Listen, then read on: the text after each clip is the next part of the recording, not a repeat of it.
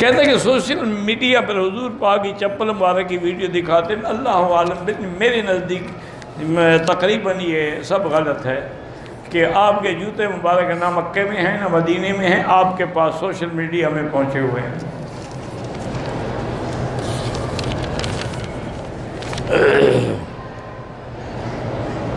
کوئی مرد بغیر کسی عذر کے گھر میں نماز پڑھ سکتا ہے، فرض اتر جائے گا لیکن گناہ گار ہے، کیونکہ لا صلاۃ لجار المسجد الا فی المسجد، مسجد کے ہمسائے کی نماز مسجد کے بغیر نہیں ہوتی۔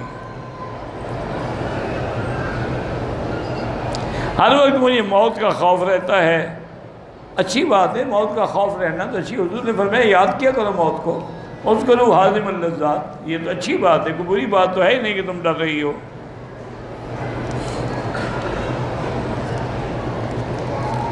ہمارے محلے میں 5 مسجدیں ہیں، ہر ایک کا نماز کا وقت الگ الگ ہے، 5 وقت کا نماز الگ الگ مسجد میں پڑھو تو کوئی حرج نہیں، اچھی بات ہے۔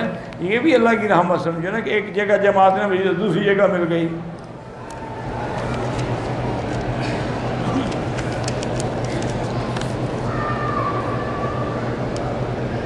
طلاق ثلاثہ ائمہ اربعہ کے نزدیک 3 ہے، ایک ہے۔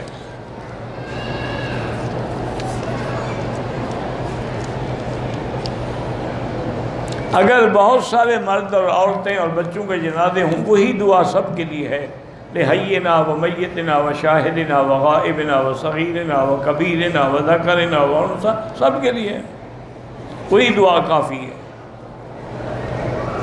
جہاز میں بیٹھ کے اشاروں سے نماز پڑھ سکتے ہیں، بھی جہاز میں کھڑے ہو کے نماز پڑھو، نہیں پڑھ سکتے نیچے جا کے قضا کرو، اشارے کیسے بات کے؟ باقاعدہ جہاز میں جگہ ہوتی ہے، سعودی جہازوں میں تو ماشاءاللہ مسجد بنی ہوئی ہے۔ اچھا باقی جہاز والوں کو بھی ریکویسٹ کرو تو وہ ان کا جو درمیان میں کچن ہوتا ہے یا ایمرجنسی ڈور ہوتا ہے وہاں جگہ ہوتی ہے، اجازت دے دیتے ہیں۔ نماز میں اگر امام سجدے والی صورت پڑھے، سجدے کا پتہ نہیں چلا، لوگ سجدہ نہ کر سکے، سجدہ چھوٹنے کی وجہ اگر انہوں نے قرآن سنا اور سجدہ نہیں کیا پھر نماز نہیں ہوگی۔ اگر طواف کے بعد جو 2 رکعتیں بھول جائیں، جب یاد آئیں پڑھ لو۔ میں عمرے کا بزنس کرتا ہوں، ہندوستان کا باشندہ ہوں، میقات سے احرام باندھا، جدے میں احرام کھولا تھا، 1 گھنٹے کے لیے سلے ہوئے کپڑے پہنے، پھر احرام پہن لیا۔ آپ پر دم تو نہیں ہے لیکن پھر بھی 10-20 ریال خیرات کر دو۔ حج عمرے کے بعد اللہ کی رضا کے لیے خیرات بالکل کریں، اللہ کی رضا کے لیے قرآن خوانی کرائے پہ نہ کریں، خود بیٹھ کے پڑھیں۔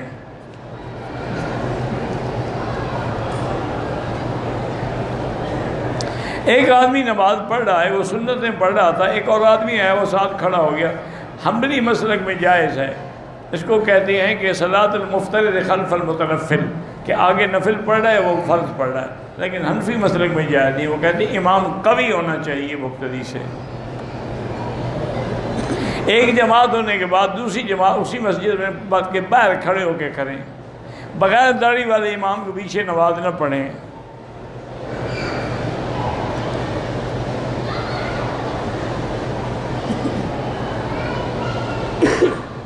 کہتے ہیں کہ ہمارے گاؤں میں قربانی کے گوشت کے سلسلے میں یہ رسم ہے کہ گائے کے 7 حصوں میں فقراء کا حصہ نکال کے باقی سب جمع کر کے پھر تقسیم کرتے ہیں، ٹھیک ہے کوئی بات نہیں۔ ایک آدمی بھول کے طواف کے بعد صفا نہیں دوڑا، حلق کرا لیا، دم پڑ گئی۔ جمعۃ المبارک کی جو پہلی اذان ہے 11:30 بجے یا 11:15، وہ اعلان کے لیے ہے، وہ اذان نماز پڑھنے کے لیے نہیں ہے۔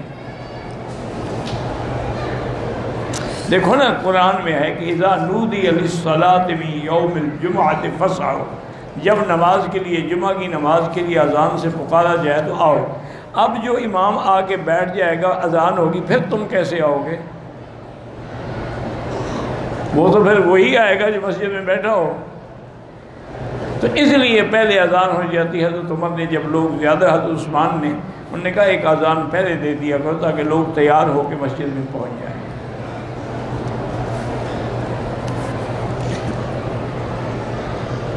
عورتوں کا نماز گھر میں پڑھنا افضل ہے، لیکن حرم میں آنا چاہیں تو آپ منع نہیں کر سکتے۔ لا تمنعوا اماء اللہ عن بیوت اللہ، اللہ کی بندیوں کو حرم سے روکا نہ کرو۔ دو عورتوں نے عمرہ کر لیا، ابھی بال نہیں کاٹے تھے کہ دوسری کا کاٹ دیے، کوئی حرج نہیں۔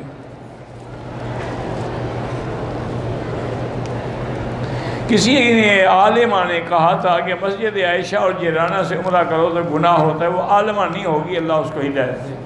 جیرانہ سے خود حضور نے عمرہ فرمایا ہے، اور مسجد عائشہ سے بی بی عائشہ نے عمرہ کیا، عبداللہ ابن زبیر نے عمرہ کیا، عبداللہ ابن عمر نے عمرہ کیا۔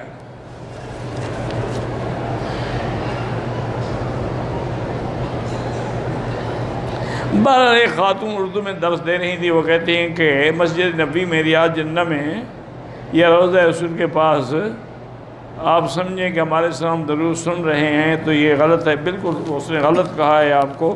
جو یہاں کے سب سے بڑے مفتی اعظم تھے، اللہ ان کی قبر پہ کروڑوں رحمتیں کرے، شیخ عبدالعزیز بن باز رحمۃ اللہ علیہ، انہوں نے اپنی حج کی کتاب میں باقاعدہ وہ حدیث لکھی ہے ابو داؤد سے کہ جس آدمی نے آ کر میری مزار مبارک پہ سلام پڑھے، رد اللہ علیہ روحی وردہ علیہ السلام، میں اس کے سلام کا جواب دیتا ہوں۔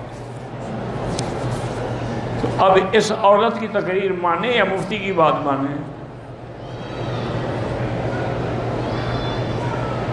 میں نے نماز پڑھ لی، 2-3 گھنٹے کے بعد یاد آیا کہ مجھے تو وضو نہیں تھا، تو دوبارہ وضو کر کے نماز دہراؤ۔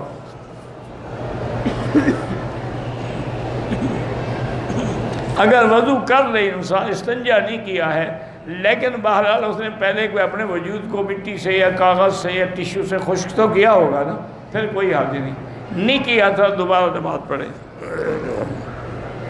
زمزم کے پانی سے استنجا بھی ہو، غسل بھی ہو سکتا ہے، استنجا بھی ہو سکتا ہے، لیکن جب دوسرا پانی ملے تو اس کو بے ادبی نہیں کرنی چاہیے۔ غسل زمزم سے نہا سکتے ہیں۔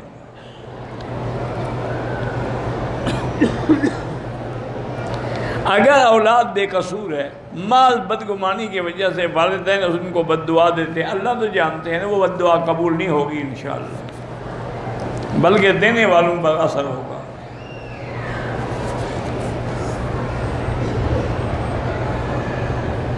آوان کو زکوٰۃ دے سکتا ہے، کیوں نہیں دے سکتا؟ آوان کو سید تھوڑے ہوتے ہیں۔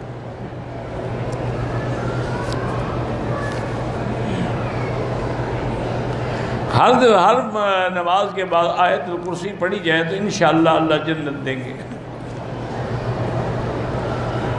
ہم عمرہ کے لیے آئے، 9 دن مدینہ پاک میں، 11 دن نماز قصر پڑھیں گے۔ شیعہ کے دفتر میں ملازم ہیں، اکٹھے کھا سکتے ہیں۔